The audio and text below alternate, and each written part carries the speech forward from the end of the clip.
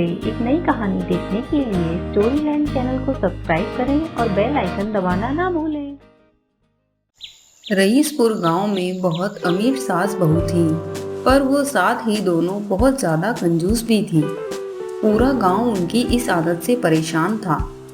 एक बार सास मिठाई खरीदने जाती है। सबसे सस्ती मिठाई कौन सी है? ये लड्डू 200 रुपए किलो हैं। वो 1 किलो बेसन के लड्डू ले लेती है। ये सफ़ेद रसगुल्ले बड़े अच्छे लग रहे हैं। ये बेसन के लड्डू लो और रसगुल्ले ही दे दो। ये लो 1 किलो रसगुल्ले। सास रसगुल्ले लेती है और 100 रुपए देती है। पर रसगुल्ले तो 300 रुपए किलो हैं। पर रसगुल्ले तो मैंने बेसन के लड्डू के बदले लिए है ना। सास 100 रुपए पकड़ाकर चलती बनती है।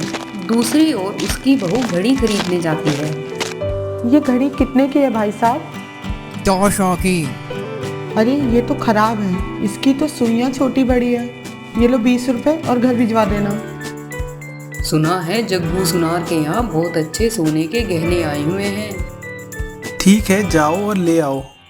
दोनों सास बहू सोने के आभूषण खरीदने के लिए जाती हैं। रास्ते में उन्हें कुछ भिक्षुक मिलते हैं।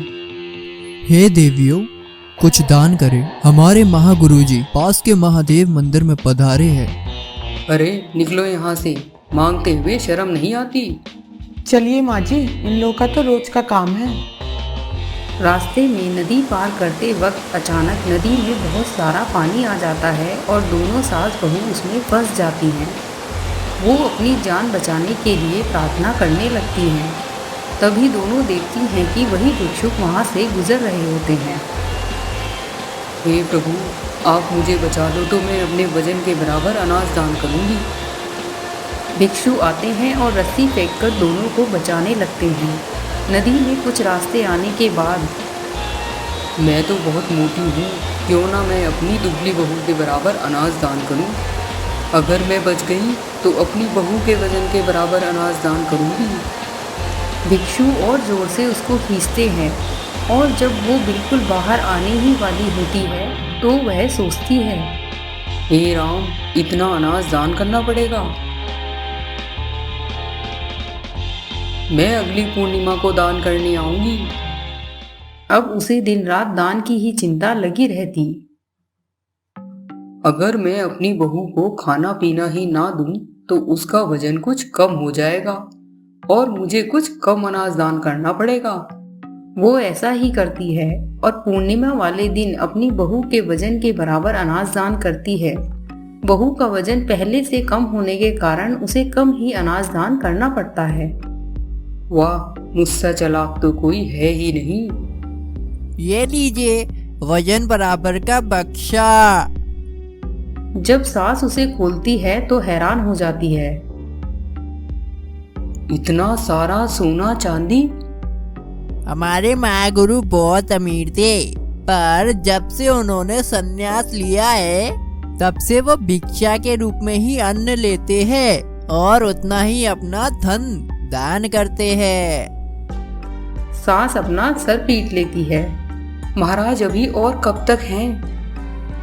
अब तो उनके चलने का समय हो गया है। अब तो क्या पता कब आना हो, शायद अगले साल। मैंने अपना बहुत ज्यादा नुकसान कर लिया। अब वो अगले साल उन्हीं गुरु के आने की प्रतीक्षा में लगी रहती है। तब तक के लिए वो अपनी बहू को खिला पिला के खूब तगड़ा कर लेती है। ये ले और खा, जितना खाएगी उतना सोना मिलेगा। उसकी बहू इतनी मोटी हो जाती है कि ठीक से चल फिर भी नहीं सकती। अगले साल गुरुजी अपने चेलों के साथ आते हैं।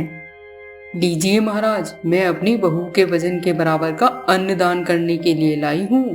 थोड़ा दान पुण्य भी करते रहना चाहिए। अब मिलेगा ढेर सारा सोना। ये लीजिए वजन बराबर का बक्सा। अरे वाह! पर जब वह बक्से को खोल के देखती है तो उसमें तरह तरह की मिट्टी होती है। ये क्या है? महाराज ने पिछले साल पूरे भारत का भ्रमण किया और अपनी पूरी संपत्ति दान कर दी और जगह जगह की पावन भूमियों से मिट्टी इकट्ठे की। अब यही उनके लिए सबसे बड़ा खजाना है।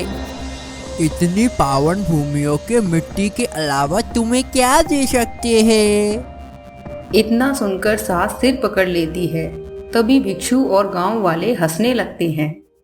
जब हम पिछली बार आए थे तब तुम्हारे गांव के सब लोग तुम दोनों से परेशान थे।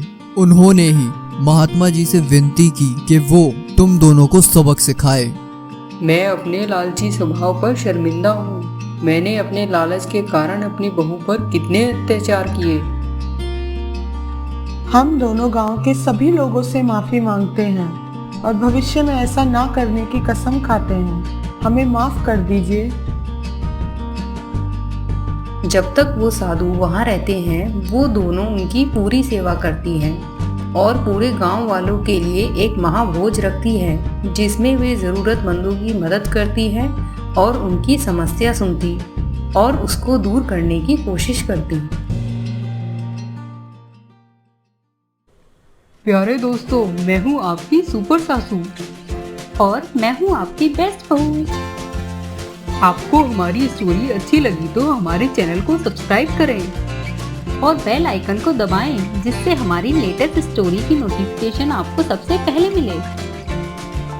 और हाँ, साथ ही कमेंट करके बताएं स्टोरी में आपको सबसे अच्छा कौन लगा, सास या बहू। जल्द फिर मिलते हैं प्यारे दोस्तों, तब तक हंसते रहिए, मुस्कुराते रहिए।